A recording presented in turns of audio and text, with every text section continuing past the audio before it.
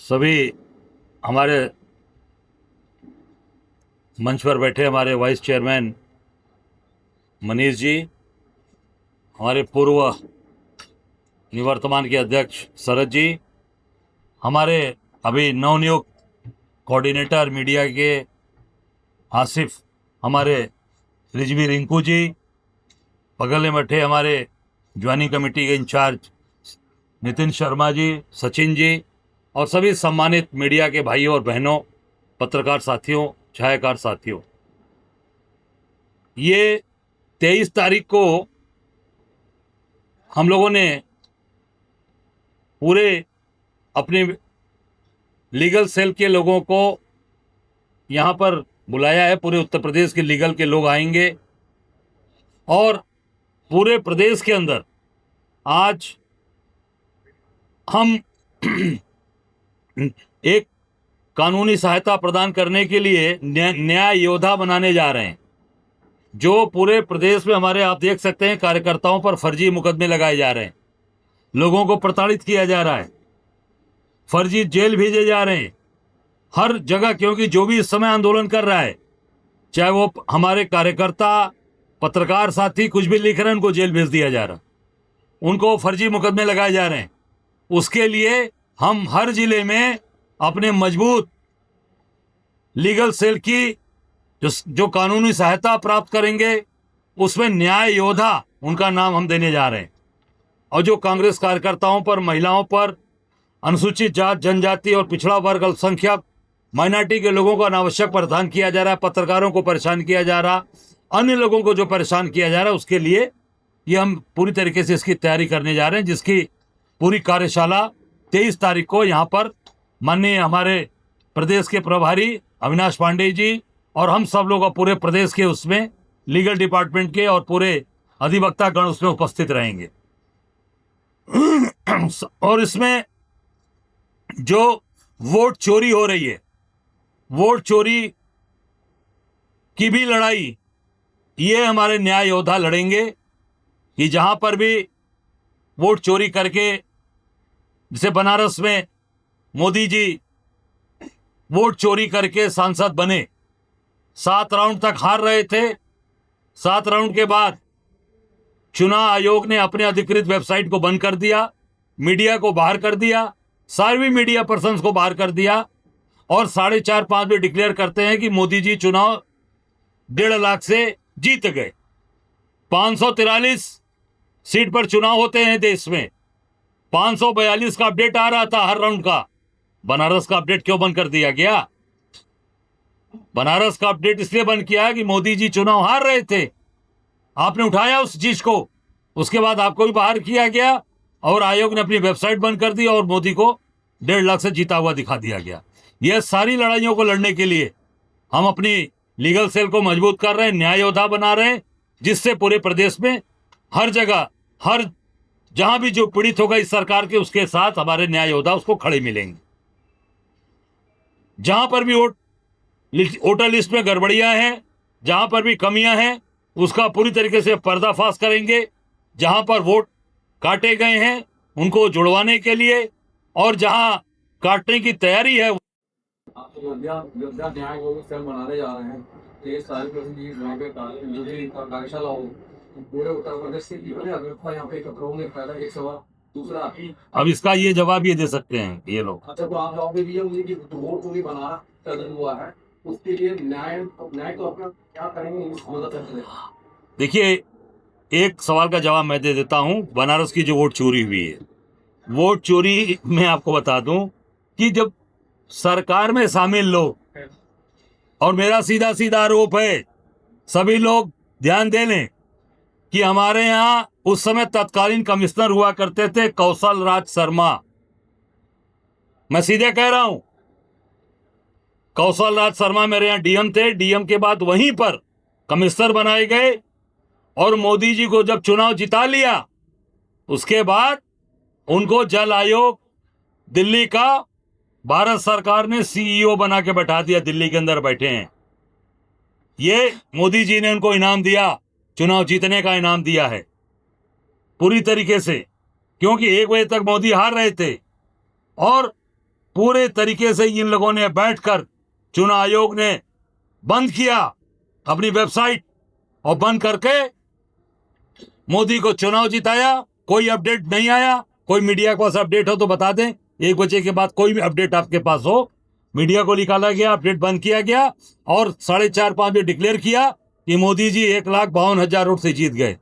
उसमें मैं बता रहा हूं कि जो डीएम वहां रहा, कमिश्नर हुआ कौशल शर्मा, पूरी तरीके से उनको पारितोषिक इनाम मोदी जी ने दिल्ली में सीईओ बैठा बनाकर जल आयोग का दिया।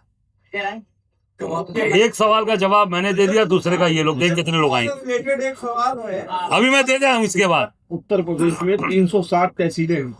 प्रत्येक तहसील के अंदर हमारा न्याय योद्धा रहेगा और महीने के पहले सैटरडे को कांग्रेस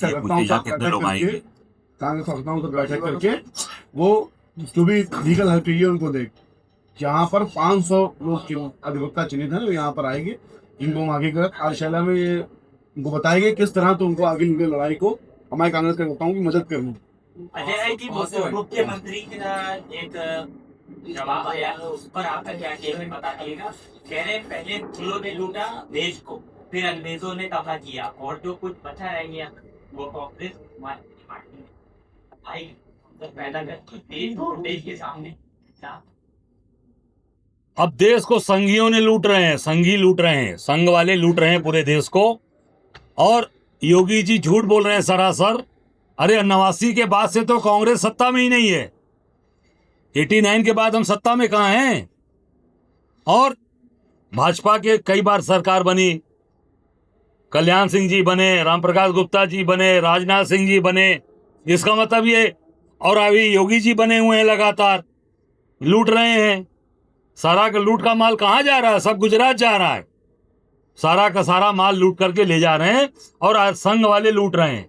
हम तो शासन सत्ता में ही नहीं है। हमने दिया उत्तर प्रदेश को। चीनी मिलें किसने लगवाई? कताई मिलें किसने लगवाई?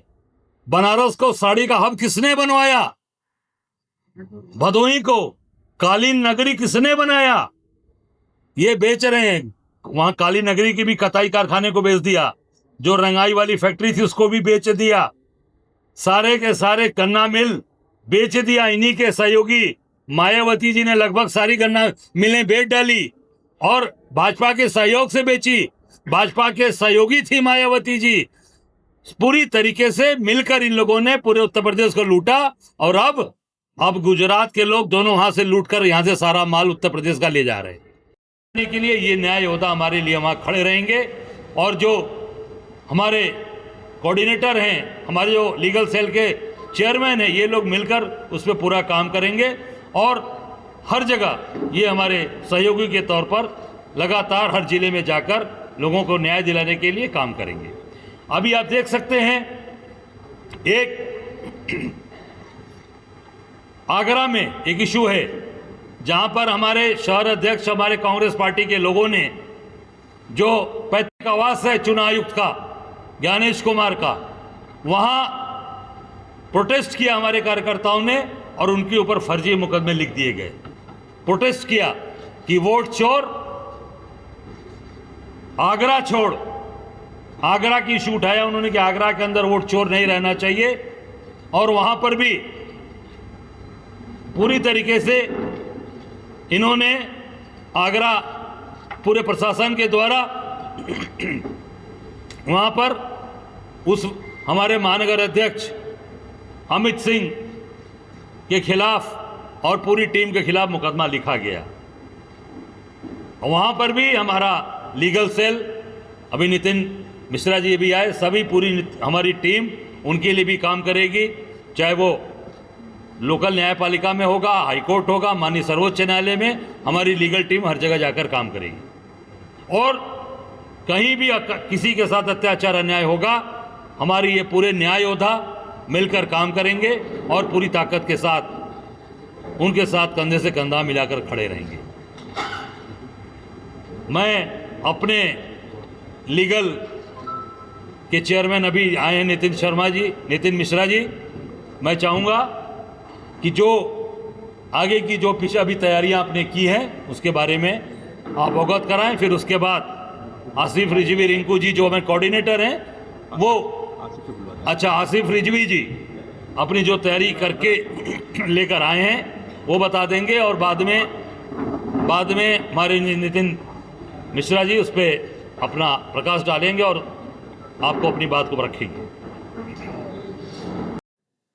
नहीं, ये बहुत ही आपने ज्वलंत मुद्दे को उठाया है।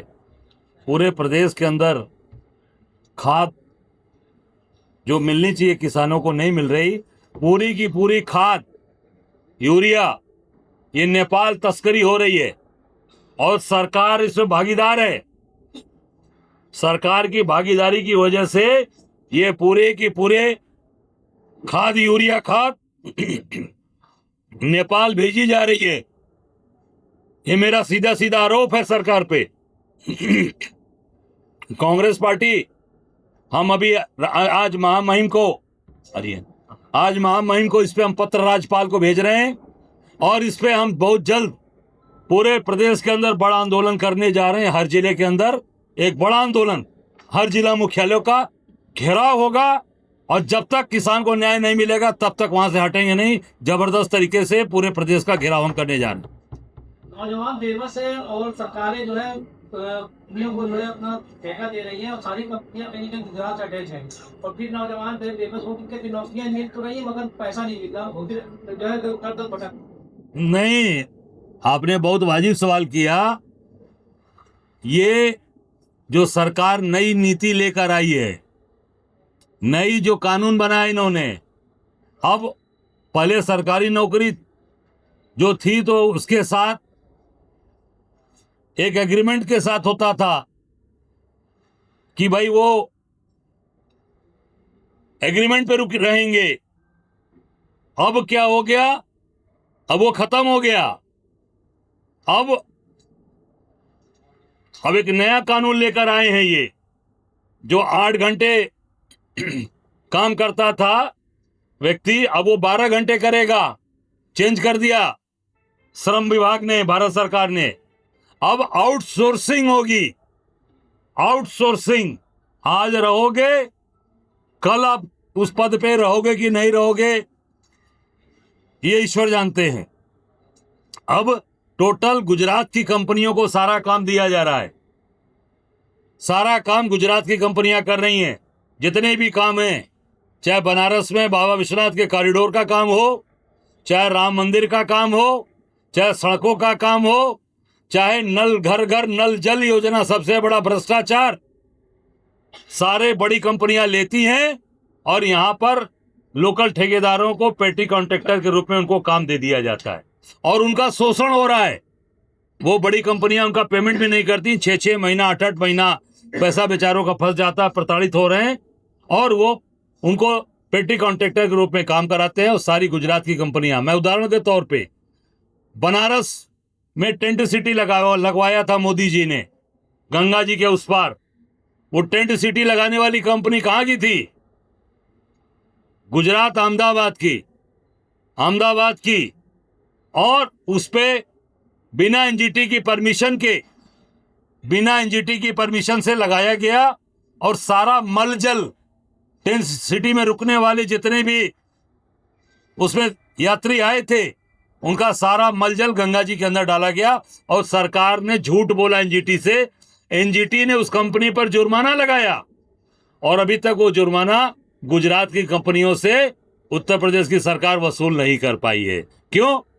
क्योंकि भाई सैया भाई कोतवाल तो डर काहे का। जब सैया कोतवाल है तो डर काहे का। मोदी जी जब प्रधानमंत्री हैं, सांसद हैं हमारे, तो फिर गुजरात के व्यापारियों को डरने की जरूरत नहीं है। मौत से लूटो और मजा लो।